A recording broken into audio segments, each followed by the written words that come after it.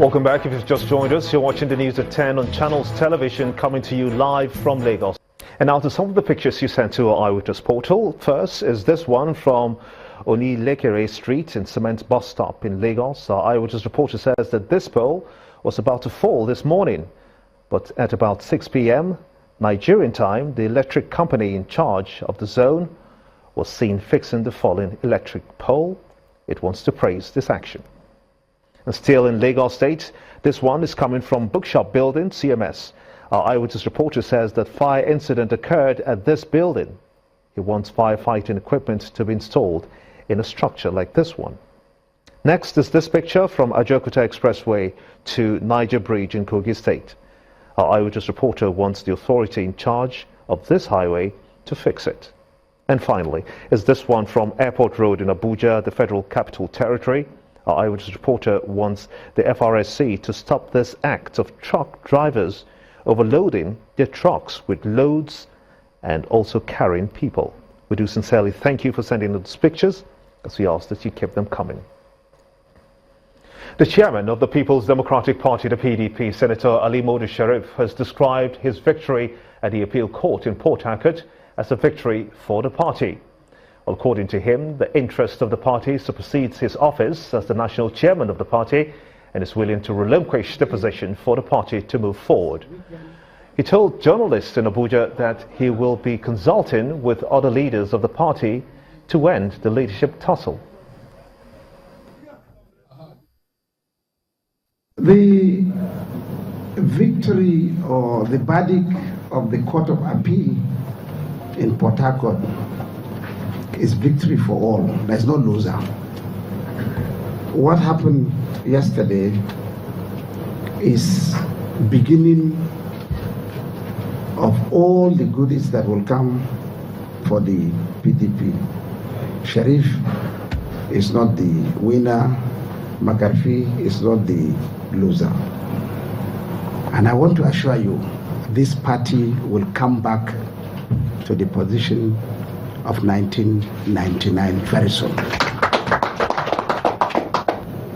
You know the truth. I want, as a person, to make sure I make my contribution to the success of this party. And by doing that, I am ready to make any sacrifice on behalf of PDP to make sure that we become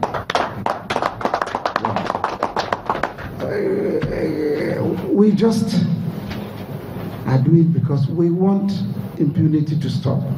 We don't want to lose election again. You know, it's very painful to lose an election. In the meantime, the Deputy Senate President, Ekweremadu, has appealed to members of the People's Democratic Party not to be anxious over the appeal court ruling favouring the Alimodu Sharif faction of the party. Senator Ekweremadu says that there is no cause for alarm, as the party leadership will meet as soon as possible to take a decision on the best way forward. He said the PDP will emerge stronger from its present challenges.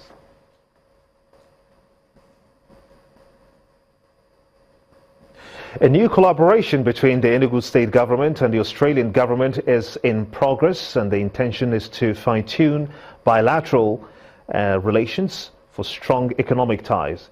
The state governor said that the partnership will ensure a tremendous improvement in the economic development of the state. The Inigo State governor is on hand to welcome the Australian ambassador Paul Layman and his entourage to the state. As soon as they settle, the ambassador tells the governor why he is in the state, making references to how both Nigeria and Australia started the relationship and where it's headed. He also notes that both countries can harness their potentials through trade and investment.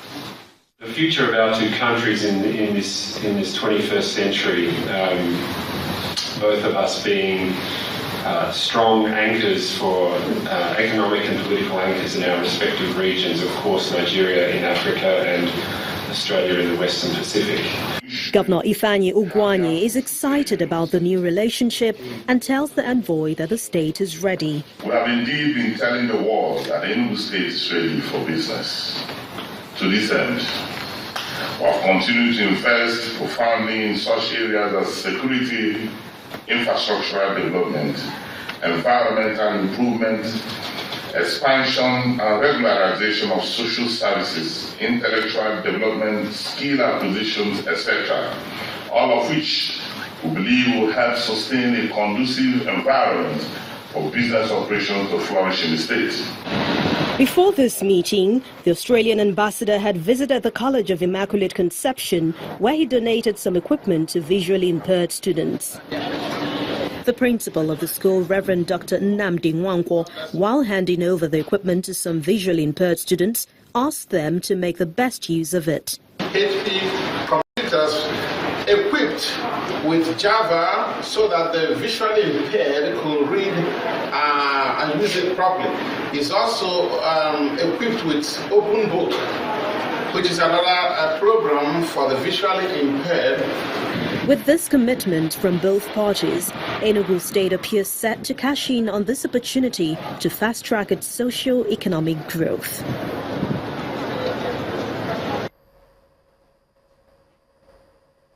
The recent cases of child malnutrition in Nigeria's northeast following conflicts in that region brings to the fore the inherent malnutrition situation in the country. Well, according to the Nigerian Demographic and Health Survey 2013, 6 million children under 5 are chronically malnourished.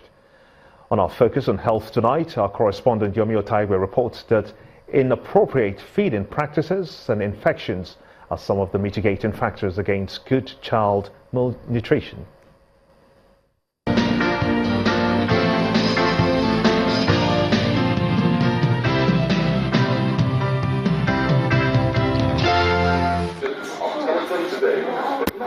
From the time of conception, birth and growing up, proper child nutrition is key to survival in terms of physical and mental well-being.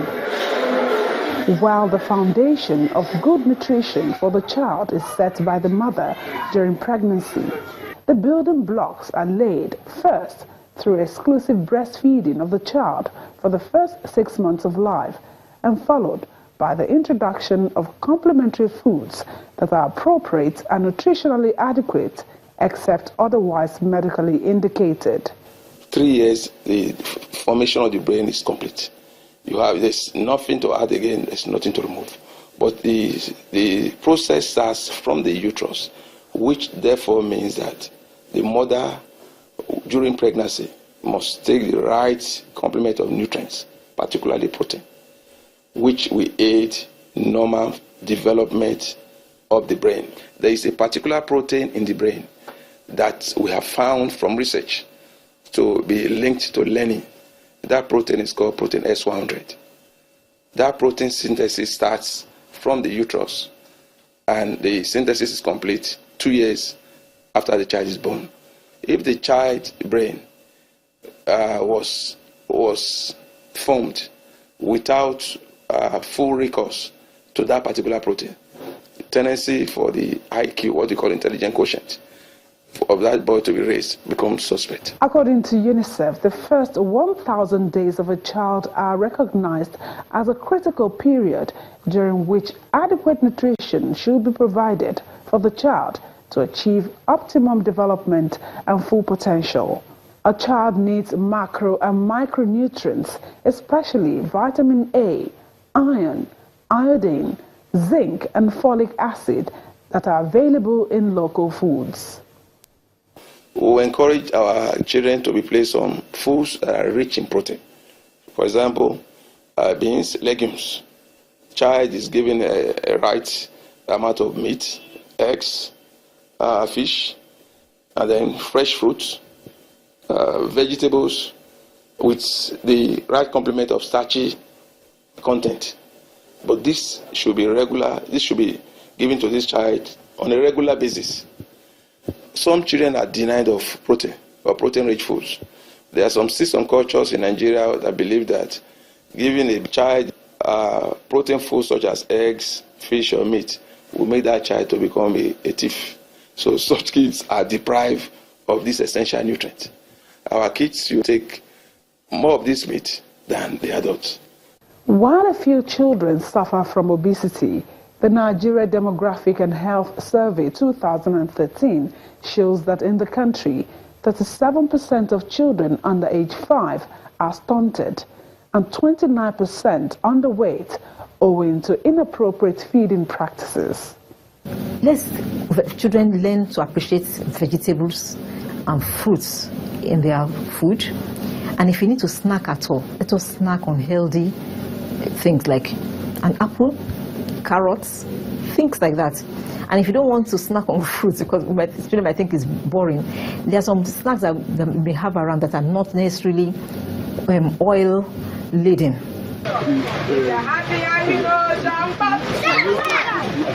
Addressing the issues surrounding malnutrition in Nigeria is a collective responsibility. It starts with government at all levels, ensuring that there is no shortage of food. Then, public health education and awareness by health workers on the importance of good nutrition and the dangers of malnutrition, particularly for would-be mothers and their babies. Yomi Otaigbe reporting for Channels Television News.